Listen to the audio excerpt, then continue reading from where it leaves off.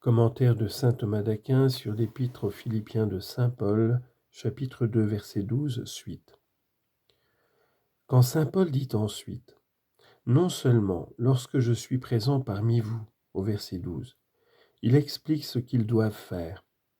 Premièrement, il leur recommande d'agir avec fidélité, car le serviteur infidèle ne sert que quand il est sous l'œil de son maître, parce qu'il ne cherche qu'à se rendre agréable.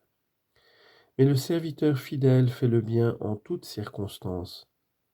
C'est ce qui fait dire à l'apôtre « non seulement lorsque je suis présent parmi vous », parce qu'alors il semblerait que vous ne le feriez point par l'inspiration de votre bonne volonté.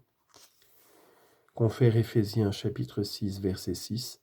Ne servez pas vos maîtres seulement lorsqu'ils ont l'œil sur vous, comme si vous ne pensiez qu'à plaire aux hommes, mais comme serviteurs de Jésus-Christ, faisant de bon cœur la volonté de Dieu. Servez-les donc avec affection, regardant en eux le Seigneur et non les hommes. Deuxièmement, avec humilité, quand il dit avec crainte et tremblement, car ce n'est pas l'orgueilleux qui craint, c'est celui qui est humble.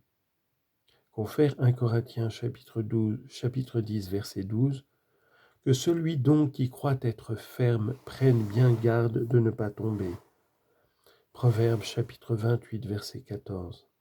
Heureux l'homme qui est toujours dans la crainte. Psaume 2, verset 11. Servez le Seigneur dans la crainte et réjouissez-vous en lui avec tremblement. Enfin, dans le désir d'opérer leur salut, en disant « opérez votre salut », confère Matthieu chapitre 10, verset 22 et chapitre 24, verset 13, « Celui-là sera sauvé, qui persévérera jusqu'à la fin. » Enfin, en disant au verset 13, « Car c'est Dieu qui opère en vous le vouloir et le faire selon qu'il lui plaît », saint Paul excite leur confiance et renverse en même temps 4 fausses présomptions. La première est celle de ceux qui s'imaginent que l'homme peut se sauver sans le secours divin par le libre arbitre. Contre cette présomption, l'apôtre dit au verset 13, « Car c'est Dieu qui opère ». Confère Jean chapitre 14, verset 10, « Mon Père qui demeure en moi fait lui-même les œuvres que je fais. » Et chapitre 15, verset 5, « Sans moi, vous ne pouvez rien faire. »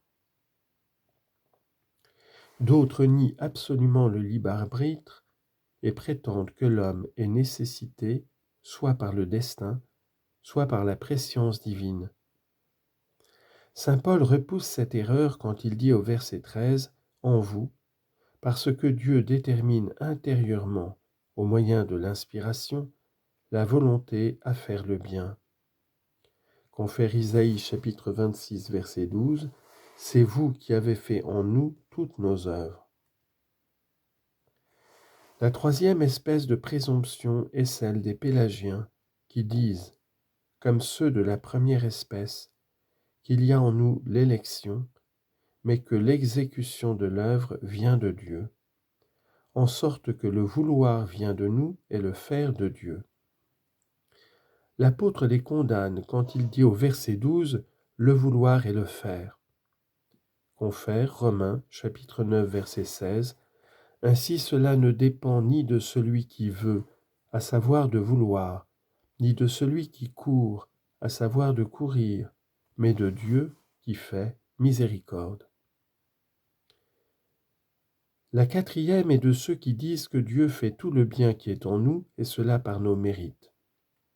L'apôtre repousse cette erreur quand il dit au verset 13 « selon qu'il lui plaît », c'est-à-dire selon sa volonté, et non pas suivant nos mérites, car avant la grâce de Dieu, il n'y a en nous aucune espèce de mérite. Psaume 50, verset 20. Seigneur, traitez favorablement Sion, faites-lui sentir les effets de votre bonté.